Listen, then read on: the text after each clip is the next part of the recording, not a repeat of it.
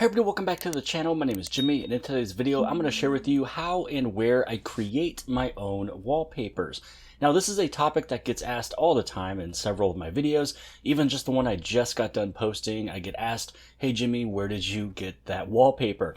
Well, I don't really get it anywhere other than Samsung, just through the regular stock settings using their generative edit option for wallpapers. Now, anytime that you see a wallpaper that you like and you notice the tag on the bottom that says AI generated content, then that means more than likely they use the same process that I did to create a wallpaper. Now, how you're able to create your own wallpaper or make one that looks just like mine, you just go to any of your home screens, press and hold anywhere that is empty, and then you'll have the option for wallpaper and style. Now, when you create your own wallpaper, you can create it for your lock screen and home screen, or just one or the other. So this is where you go to change wallpapers, you scroll down and you go to create with AI, this little section right here, and you have the option for generative.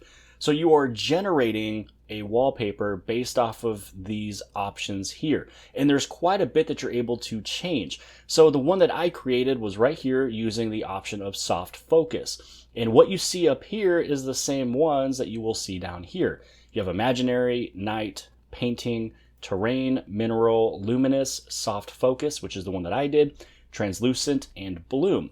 So if you want to do something that's kind of like mine, I believe if I go right over here to soft focus, I chose soft focus, leaves, and the color blue. That is how you're able to create your wallpaper that looks exactly like mine. Now I'm going to change mine. I'm going to head over into night.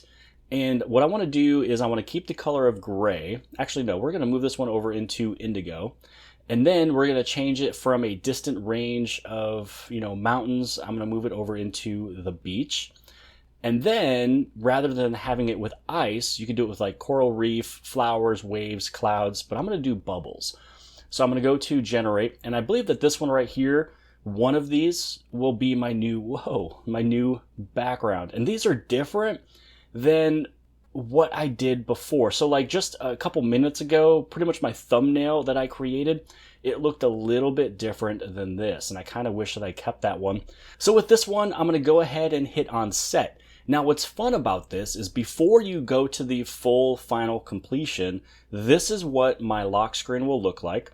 If I swipe over, it's going to show me in a larger view what the rest looks like. So maybe I'll go with this one here. And then you can flip-flop it to your home screen or the lock screen. So you can see what both of them look like with this wallpaper. So whichever one you think looks the best. So I'm going to go with this one and I'm going to go with done. And so now I just created my own wallpaper. Now here's the thing that's really cool. So if you created one that you liked, but maybe it wasn't the final one that you were kind of looking for, what you need to do is still save it as your lock screen or your home screen. This way, when you go back to your wallpapers and you go back to the generative edit, it's going to show up immediately. And then anytime that you would like to make a change to it, so let's say maybe this one right here wasn't exactly what you wanted, but you wanted to save it because it still looked cool. Just go through, tap on it again, hit generate, and then it's going to create more of them that would be very similar to that. So let's say again that this is one that I like. I'm going to hit on next. And then, you can take a look at it from your home screen and your lock screen if this is what you like. Then now this is going to be my wallpaper. And at any point in time, if I ever want to go back to another one that I thought was pretty cool, but it wasn't really what I was looking for, at least it is still here. So anytime that you have created one and you set it, then it's going to be saved and show up in that little section, which I think is a really cool idea. Now going back in on this, we're going to go back into this. This imaginary one is also pretty fun. For this one, it's a surreal, let's say, bicycle. And let's keep it made out of flowers, and let's go with green and teal.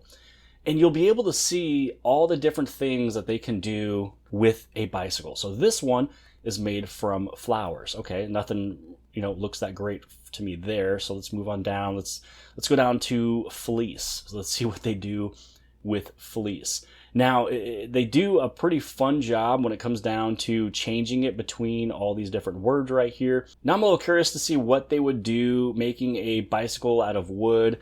And let's move it to like cream and orange just to see what they would do here. And again, just have fun with this. You can play around with it. So there's a lot of wood that is going along with this one. We can make a surreal, let's go with tower. Now let's go with a UFO.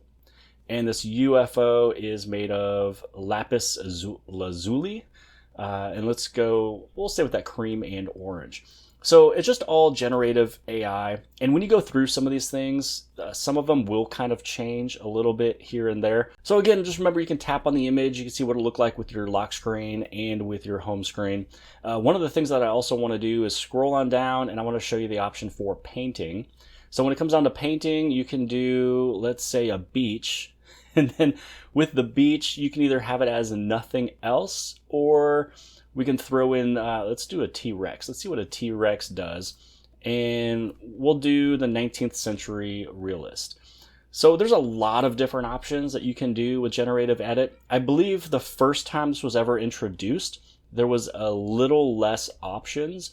And I believe that they just added in quite a bit more. I'm going to go with this one right over here. It's a completely different style, but I think it's going to look pretty cool too. And just remember, have fun with this. Change it all the time. Do whatever you want to. Change all these different words. Instead of a T-Rex, I want to move back up to spaceships. I want to see what this one looks like. So it's probably going to be like a blocky, colorful looking spaceship.